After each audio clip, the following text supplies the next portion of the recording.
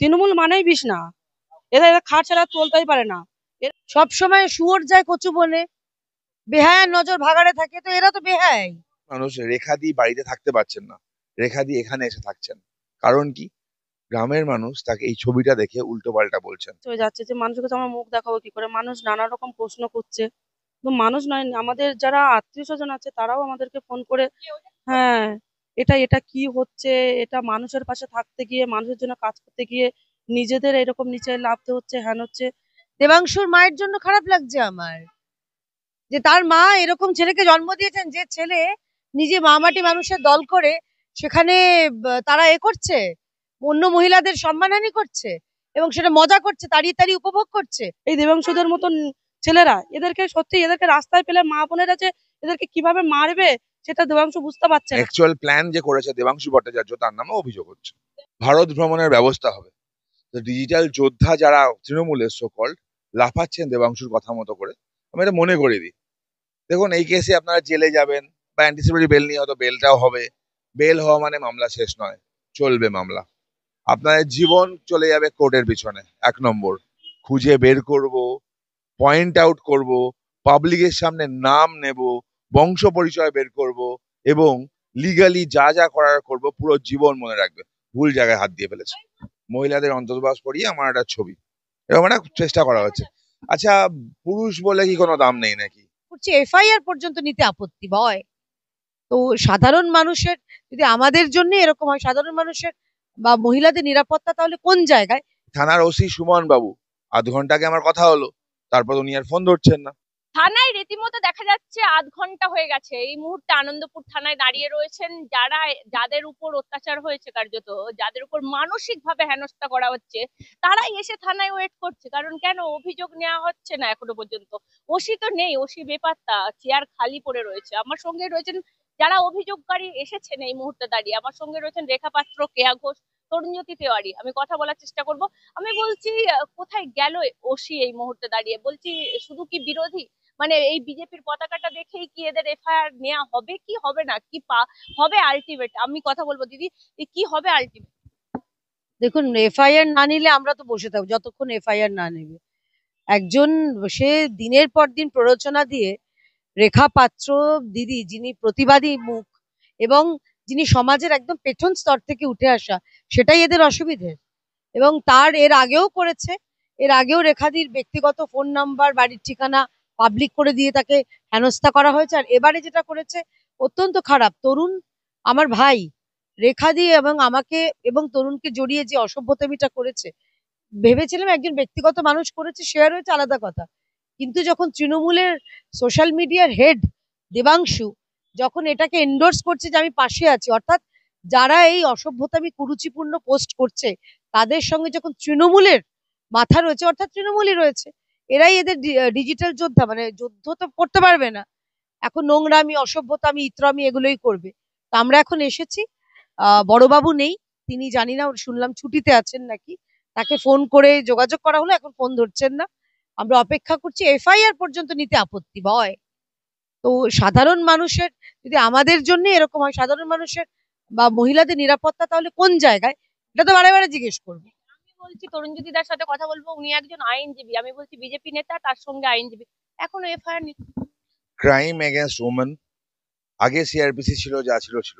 BNSS এর পরিষ্কার বলে দিচ্ছে, ক্রাইম এগেনস্ট ওমেন হলে এফআইআর নিতে বাধ্য। কমপ্লেনটা কগনিজেবল অফেন্স হলে এফআইআর, মানে এফআইআর কমপ্লেনটাকে এফআইআর হিসেবে স্টার্ট, মানে কনসিডার করে ওটা পুলিশকে স্টার্ট করতে বাধ্য। কেন নিচ্ছেন না সেটা আমি জানি না।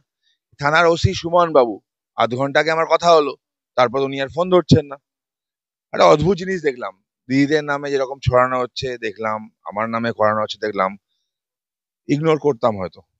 দেখলাম দেবাংশু এন্ডোর্স করছে, দেবাংশু এন্ডোর্স করছে, করার পর আরো বাড়ছে।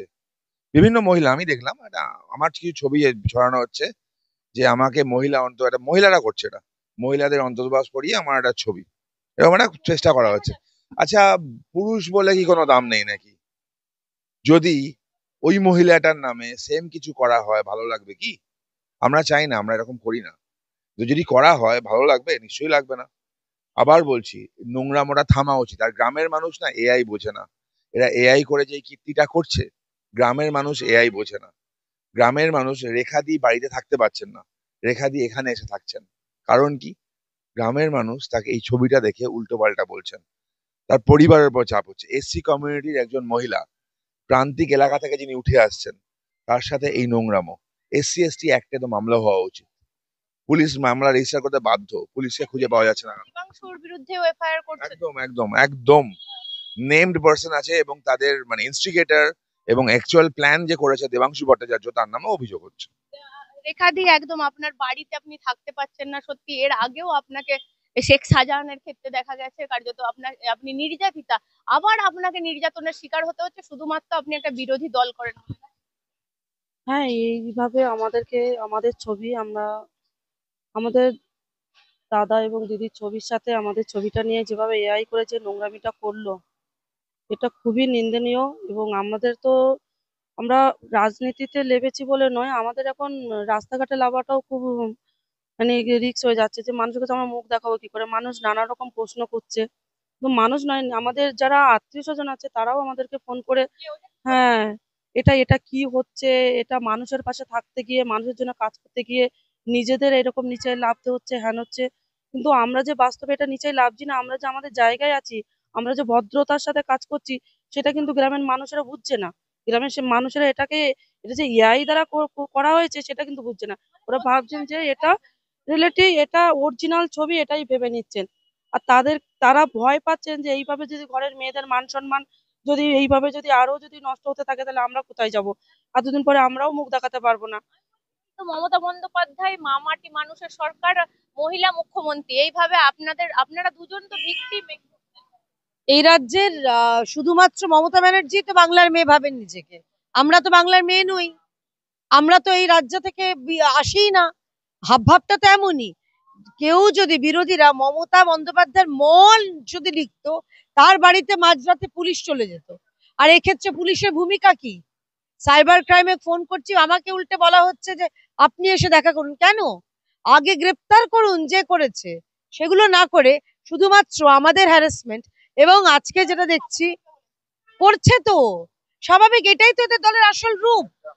রেখাদিকে বারে বারে নোংরা ভাষায় যে আমরা ম্যাটার গুলো দেখছি, যেগুলো সোশ্যাল মিডিয়ায় পাঠিয়ে দেওয়া হচ্ছে, বারে বারে তাকে মেলাইন করা হচ্ছে, বারে বারে আমাকে মেলাইন করা হচ্ছে।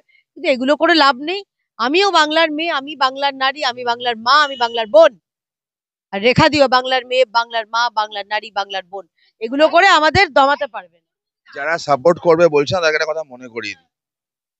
মামলা তো হয়েছে, পুলিশ কেস রেজিস্টার হয়েছে একটা, আরো হচ্ছে। ভারত ভ্রমণের ব্যবস্থা হবে। তো ডিজিটাল যোদ্ধা যারা তৃণমূলের সকল্ড লাফাচ্ছেন দেবাংশুর কথা মতো করে, আমি এটা মনে করিয়ে দিই। দেখুন, এই কেসে আপনারা জেলে যাবেন, বা অ্যান্টিসিপেটরি বেল নিয়ে হয়তো বেলটাও হবে। বেল হওয়া মানে মামলা শেষ নয়, চলবে মামলা। আপনাদের জীবন চলে যাবে কোর্টের পিছনে, 1 নম্বর। 2 নম্বর, সিভিল কেস, ডিফামেশন, কম্পেনসেশন, এগুলো আছে। থার্ড, ডিফারেন্ট কমিশন আছে। যে বলছে তাকে রক্ষা করবে কে তার ঠিক নেই, তারা আপনাদেরকে রক্ষা করবে। রাজনীতি করুন, কোনো অসুবিধা নেই। রাজনীতির মধ্যে হাসি মজাক থাকতে পারে, ইয়ার্কি ঠাট্টা থাকতে পারে। যে নোংরামিটা করেছেন, এবার কাউকে ছাড়া হবে না। খুব পরিষ্কার বলে দিচ্ছি, খুঁজবো, খুঁজে বের করব, পয়েন্ট আউট করব, পাবলিকের সামনে নাম নেব, বংশ পরিচয় বের করব, এবং লিগালি যা যা করার করব। পুরো জীবন মনে রাখবে ভুল জায়গায় হাত দিয়ে ফেলেছে। এদেরও তো বাড়িতে মা বোন আছে, কেয়াদি। এদেরই তো বাড়িতে সব মানে আত্মীয় স্বজন আছে, মানে মহিলা তো রয়েছে বাড়িতে, তাদেরকেও যদি সম্মান করে কি? আমার তো খারাপ লাগছে, দেবাংশুর মায়ের জন্য খারাপ লাগছে আমার, যে তার মা এরকম ছেলেকে জন্ম দিয়েছেন, যে ছেলে নিজে মামাটি মানুষের দল করে সেখানে তারা করছে, অন্য মহিলাদের সম্মানহানি করছে, এবং সেটা মজা করছে, তাড়িয়ে তাড়িয়ে উপভোগ করছে। কোনোভাবে ছাড়া হবে না, কোনোভাবে ছাড়া হবে না, যতক্ষণ না পুলিশ, মমতা ব্যানার্জির প্রশাসন ব্যবস্থা নেয়। এইরকম রিপিট অফেন্ডারের বিরুদ্ধে কোনো আমরা ছাড়াছাড়ি করব না। যদি এখন না নেন, আমরা এখানে বসে থাকবো। যতক্ষণ পর্যন্ত না নেন, আমরা বসে থাকবো এখানে। বাড়িতে কেন গেলেন তরুণজ্যোতি দা, এই প্রশ্নও তুলেছে তারা। প্রথমত, ব্যক্তিগতভাবে আমি তো কারোর বাড়ি যাইনি, ফার্স্ট। সেকেন্ড, বাড়ি যদি যেতে চাই, আমি এখনই বলে দিচ্ছি, কারা বরাহনগরে থাকে, কে ফুলবাড়িতে বিএল এর কাজ করছে, কে উত্তরপাড়ায় কলেজে দালালি করে ছোট্ট একটা দোকান চালায়, কার বাড়ি কোথায়, কার সাথে কি সম্পর্ক কার আছে, কে বেহালা এবং নিউ টাউন ফ্ল্যাটে যায়, ওয়েস্টিনে কাকে প্রায় দেখা যায়, সব জানি, তথ্য সময় দিতে পারি, কিন্তু ওই নোংরামিটা করতে চাই না। মানে এই খেলায় নামলে আরো ভয়ঙ্কর খেলা হবে, সেটাই আপনারা বলতে চাইছেন? অবশ্যই অভিষেক বন্দ্যোপাধ্যায় এই দেবাংশুদের মতন ছেলেদেরকে এই ডিজিটাল যোদ্ধায় নাম লিখিয়ে রাজ্যের মা বোনেদের মান সম্মান নিয়ে ছিনিমিনি খেলছে।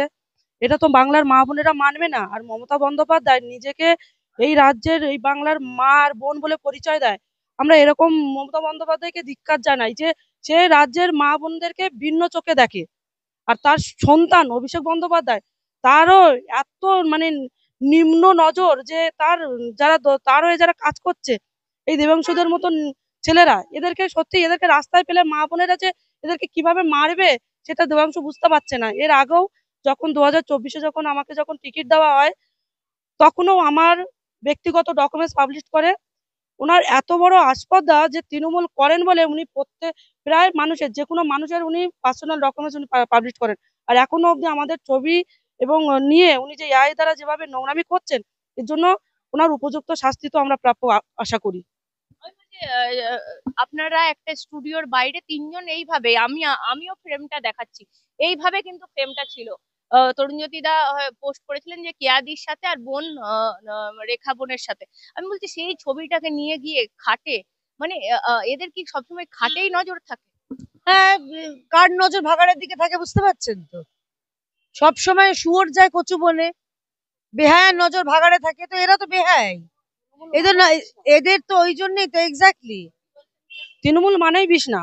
আপনারা সন্দেশখালী দেখেছেন, আপনারা কসবা কসবা ল কলেজে দেখেছেন, আপনারা আরজি কর কলেজ দেখেছেন, আপনারা প্রায় এই রাজ্যে প্রত্যেকটা জায়গায় আপনারা দেখছেন। হ্যাঁ, এদের খাটের সাথে কালেকশন। এদের খাট ছাড়া চলতেই পারে না। এরা যদি কোনো মানুষকে যদি দেখেছে ওদের হয়ে মানে প্রতিবাদ করেছে, তাকে খাটে নিয়ে ফেলবেই। এটাই হচ্ছে ওদের উদ্দেশ্য। একদম এই উদ্দেশ্যটা সফল হতে কার্যত এই মুহূর্তে দাঁড়িয়ে যা দেখা যাচ্ছে, সব বাংলার মা বোনেরা তো মেনে নেবে না। আজকে এসেছেন, এফআইআর হবে, তরুণজ্যোতি দা আজকে রাত অব্দি বসে থাকবে? অপেক্ষা করছি, দেখি কতক্ষণ থাকে। সুমন বাবু কোথায় যায় আমার দেখার ইচ্ছা আছে।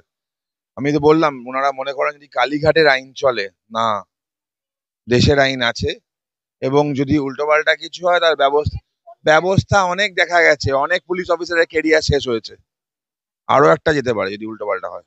পুলিশ মন্ত্রীকে কি ফোন করে জানাতে? নিশ্চয়ই এই ফোনটা তো আমি সুমন বাবুকে ফোন করলাম, তারপরে হয়তো ডিসি কে করবেন, ডিসি সাহেব করবেন, এসি সাহেবকে, এসি সাহেব কমিশনার, তারপরে 14 তলায়, তারপরে 14 তলা আবার ভাবনা চিন্তা করবে। কারণ বাংলার মেয়ে তো একলা উনি, আমাদের তো কোনো মান সম্মান নেই, আমাদের বাড়ি নেই, আমাদের পরিবার নেই, আমাদের বাচ্চারা নেই, আমাদের স্বামীরা নেই। আমাদের ওপরে যে ভাবছেন এগুলো করে মেন্টাল চাপ, কিচ্ছু মেন্টাল চাপ নয়, মানুষ দেখছে।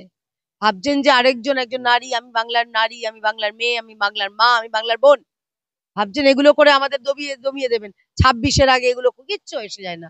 যারা করছে তাদের লজ্জা এবং তাদের শাস্তিটা পাওয়াবো। তাদের শাস্তি পাওয়া হবে, তাদের মুখোশ খুলে দেওয়া হবে। কার্যত এরকমটাই আনন্দপুর থানা থেকে সরাসরি কেয়া ঘোষ এবং রেখা পাত্র এরকমটাই বলছে।